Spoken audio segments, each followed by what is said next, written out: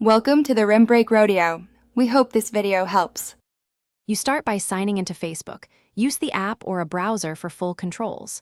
Once logged in, go directly to your profile, open Settings and Privacy, then Settings. From there, select your Facebook information and open Activity Log. This path puts you inside the timeline of actions. Why?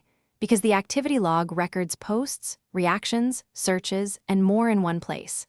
Make sure two-factor authentication is set if prompted, so you can access all entries. Once inside Activity Log, narrow down results by applying filters. Pick the category like posts, comments, or search history, then set a date range. Use the search field to type names or keywords if you need a specific event quickly.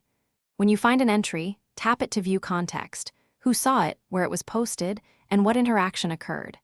Doing this helps you separate routine activity versus unexpected or sensitive items that need attention.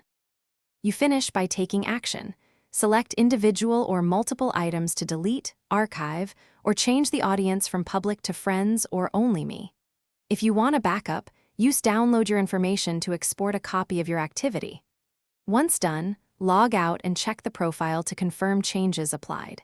If entries still don't appear or options are grayed out, clear the app cache, update the app, or retry on a different device. These steps often resolve display or permission glitches.